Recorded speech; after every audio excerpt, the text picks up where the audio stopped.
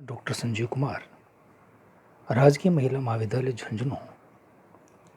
पिछले अध्याय में हमने रज़िया सुल्ताना के बारे में जिक्र किया था। रज़िया सुल्ताना सुल्तान इल्तुतमिश के बाद उसकी घोषित उत्तराधिकारी थी, लेकिन उसकी मृत्यु के बाद तुर्क अमीरों ने उसके पुत्र रुकनुद्दीन फिरोज शाह को गद्दी पे बैठाया था। यद्यपि इल्तुतमिश के बाद सुल्तान का पद वंशानुगत बन गया, लेकिन रुकनुद्दीन फिरोज शाह के हाथ में भी सत्ता नहीं रही। सत्ता का इस्तेमाल उसकी माता शाह तुर्कान कर रही थी। उससे लगभग लोग परेशान थे। इसलिए रज़िया सुल्ताना भी ये मानती थी कि मेरे साथ अन्याय हुआ है। इसलिए रज़िया ने शुक्रवार की नमाज के समय लाल वस्त्र पहनकर उन्होंने लोगों से शाह तुर्कान के विरुद्ध मदद मांगी और इसका दिल्ली की जनता पर असर भी हुआ। लोगों ने रुकनुद्दीन को अपदस्थ कर रज़िया को सुल्तान बना दिया। रुकनुद्दीन मात्र 7 माह शासक रहा था। रज़िया के मामले में पहली बार जनता ने फैसला किया था। इससे पहले किसी सुल्तान के बारे में दिल्ली की जनता का कोई फैसला लागू नहीं हुआ था। इस प्रकार रज़िया 1236 ईस्वी में गद्दी पे बैठी। रज़िया को लोगों का समर्थन था, परंतु बदायूं, मुल्तान, हांसी व लाहौर के गवर्नर उसके विरोधी थे। इल्तुतमिश के समय वजीर निजाम उल मुल्क मोहम्मद जुनैदी भी रज़िया का विरोधी था। अन्य विरोधियों में मलिक अलाउद्दीन जानी, कबीर अयाज खां, मलिक इज्जुद्दीन सल्लारी व मलिक सैफुद्दीन कोची आदि उनके महत्वपूर्ण विरोधी थे। रज़िया के विरुद्ध पहला विद्रोह लाहौर के गवर्नर कबीर अयाज खां ने किया था। ये इन लोगों की सोची समझी चाल थी, क्योंकि दिल्ली की जनता का सने अब तक रज़िया पर बना हुआ था। इसलिए ये सारे विरोधी ये जानते थे कि दिल्ली में रज़िया को हराना बहुत मुश्किल है। इसलिए क्यों न ऐसी जगह विद्रोह किया जाए कि रज़िया को दिल्ली के बाहर निकलना पड़े और वहाँ ये सारे विरोधी मिलकर के उसको एक प्लान के तहत उसको हराया जा सकता है। इसलिए जो सबसे पहले विरोध कौन करे, इस बात का ये सारे प्लान बनाने लगे। रज़िया के समय लाहौर के गवर्नर कबीर अयाज खां ने विद्रोह तो कर दिया। रज़िया के समय से सुल्तान व तुर्क अमीरों के बीच संघर्ष की शुरुआत हुई, जो कि बलबन के सत्तारूढ़ होने तक जारी रही। रज़िया ने इस विद्रोह को तो दबा दिया, लेकिन तुर्क अमीरों को उनका जो रहने का तरीका, काम करने का तरीका आदि पसंद नहीं आया। रज़िया ने पर्दा त्याग कर पुरुषों के समान कुबा एक तरह का कोट होता है, कुलाह एक टोपी होती है, पहनकर दरबार में आना शुरू किया। वह एक पुरुष की भांति दरबार के अंदर व्यवहार करती थी। इसलिए तुर्क अमीर एक स्त्री के नीचे शासित होना पसंद नहीं करते थे। रज़िया ने अबिसिनियाई हबशी जलालुद्दीन याकूत को अमीर आखोर, ये घोड़ों यानी अश्वशाला का प्रधान होता के पद पर नियुक्त किया, जो बड़ा महत्वपूर्ण पद होता था। जलालुद्दीन याकूत से रज़िया विशेष अनुराग भी रखती थी, जो अन्य अमीरों को खटकता था। एतगिन को बदायूं का एवं अल्तुनिया को भटिंडा यानी तवर हिंद का इक़्तिदार नियुक्त किया। एतगिन को अमीर हाजिब भी बनाया। ये इन अमीरों को उसने बड़े बड़े पद दिए थे। 1238 में ख्वारिज़म के शाह के सूबेदार मलिक हसन कालगुल ने मंगोलों के विरुद्ध रज़िया से सहायता मांगी थी। रज़िया ने उससे सहानुभूति प्रकट करते हुए बरन की आय देने का वायदा किया, किंतु सैनिक सहायता उसको नहीं दी, क्योंकि वह मंगोलों से विरोध मोल नहीं लेना चाहती थी। इसी दौरान अल्तुनिया ने विद्रोह कर दिया, क्योंकि यह विरोधी गुट का था।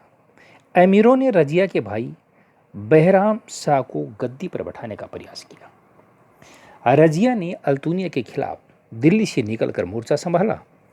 विरोधी गुटों ने बहराम शाह को दिल्ली में गद्दी पर बैठा दिया। रजिया को इन लोगों ने हराकर बंदी बना लिया। लेकिन रजिया ने बड़ी चालाकी से काम किया, क्योंकि उसे पता चल गया कि इन सरदारों में अल्तूनिया भी है, जो उसकी मृत्यु के बाद जो पदों का बंटवारा हुआ, जो इक्ताओं का बंटवारा हुआ, उससे वो संतुष्ट नहीं था। उसने अल्तूनिया के साथ एक चाल चली। उसने अल्तूनिया से विवाह कर चतुराई से उसे अपनी ओर मिला लिया। किंतु रजिया बहराम शाह से पराजित हुई। वह हरियाणा की तरफ, कैथल की तरफ भागी। मार्ग में कहते हैं किसानों ने उसे डाकू समझ करके रजिया व अल्तूनिया को गन्नों से पीट पीट करके अक्टूबर 1240 में हत्या कर दी। इस तरह रजिया का जो एक अध्याय था 1236 से लेकर के 1240 तक, वो समाप्त हो जाता है। इतिहासकार रजिया की असफलता का कारण गुलाम सरदारों की महत्वाकांक्षा तथा रजिया का महिला होना मानते हैं।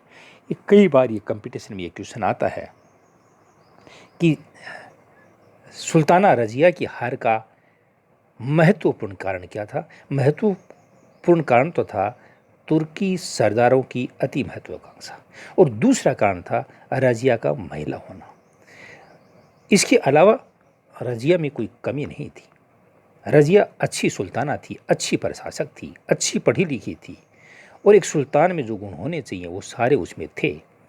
लेकिन तुर्क अमीरों को यह गवारा नहीं हुआ कि एक स्त्री उस पर शासन करे।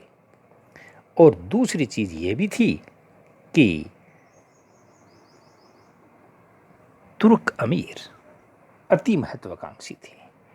अगर योग्य सुल्तान होगा तो उनकी महत्वाकांक्षाएं पूरी नहीं हो सकती, इसलिए उसको मार्ग से हटाने का प्रयास किया। मिनहाज उस सिराज के अनुसार रजिया में सभी बादशाही गुण विद्यमान थे, किंतु उसके महिला होने के कारण ये सब गुण बेकार थे। रजिया ने मुहज्जब उद दीन को वजीर नियुक्त किया था। रजिया ने अपने सिक्कों पर उमदत उल निस्वा का विरुद्ध एक उपाधि होती है, धारण किया था।